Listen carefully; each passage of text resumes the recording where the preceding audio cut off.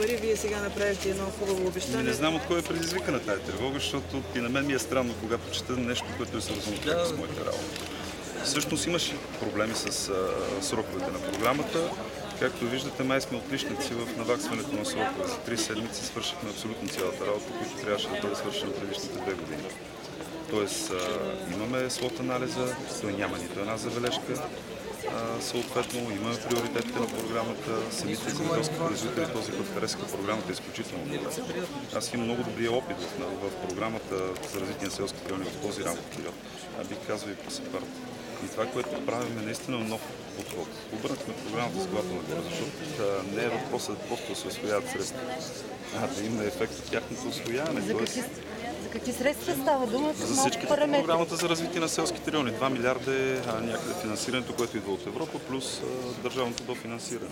Всъщност, в септември месец ще са първите драфтове в Европейската комисия. С до нова година цялата програма де-факто ще е готова, опакована с наредбите, с приоритетите, като първите приеми смятаме да ги направим някъде към май месец, не заради това, че не може да ги направим и януари, защото ние може да контрактуваме договори по старата програма, докато не е влезнала в новата програма. И чисто стратегически, затова сме сметнали така, че за да имаме абсолютно пълноценно завършване на старата програма.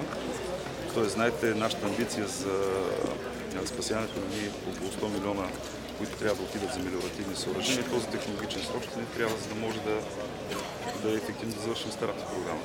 Тоест, първите проекти на новата програма за развитие на селските райони ще бъдат приети през май месец. Финансирането е осигурено от европейското такова. Вие, че казвате, че сте възприели нов подход, можете ли да ни кажете няколко думи за това? Всъщност, после ще имаме и една презентация по отношение на програмата, която да каня всички вас, но това, което се опитваме да направим, да има баланс между различните сектори, да приоритизираме по-изостаналите отрасли, да разнообразим земеделската работа като цяло, т.е. приоритизираме и зеленчуците, и животновъдството, което много пъти с вас сме си говорили тук в Добруджа за него, за възможността по отношение на животновъдството, както и вторично-маслени култури, съответно пилкарство, пчеларство, тези малките подсектори, които в малките населени места са много добра заетост на малките, да осигуряват доход. Имаме цялостна подпрограма за малки производители, които да не се бият с големите за средствата, да имат гарантирани малки бюджети за съвсем простенна форма на кандидатстване. Капитализираме нов вариант на гаранционния фонд, предвиждаме там общо взето около 250 милиона, за да има и кредитни средства, гаранции по кредитите, които земеделските производители да имат, защото един от проблемите в момента в тази програма е, че няма кредитен ресурс осигурен, за да може тя да се усвоява, особено по частните мерки. За малките? За всички, но малките ще бъдат приоритизирани, като успоредно с това правим над 10 законови промени, които да гарантират достъпност на средствата на малките производители, включително в населените места, където примерно какво пречи, ако е 200 човека едно село да си гледат хората, животните вътре в него, както даваме и работим по регистрационен режим на малките работодателни предприятия по домашен начин, както нашите баби и дядовци са правили сирене, кашкавал, вързваме го с селския туризъм, т.е. има наистина един интегриран подход, който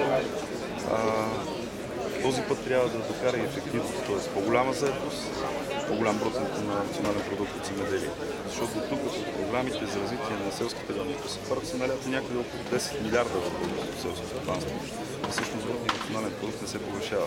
Този път, освен всичко останало, искаме и достъпност на малките производители, като ги приоритизираме различните сектори, които да имат гарантирани бюджети вътре в тях. Биоземеделието е издигнато още след на висота в новата програма и мислим наистина, че тя този път ще бъде ефективна и ще докара по-голяма заетост в селските райони и по-голяма достъпност на средства.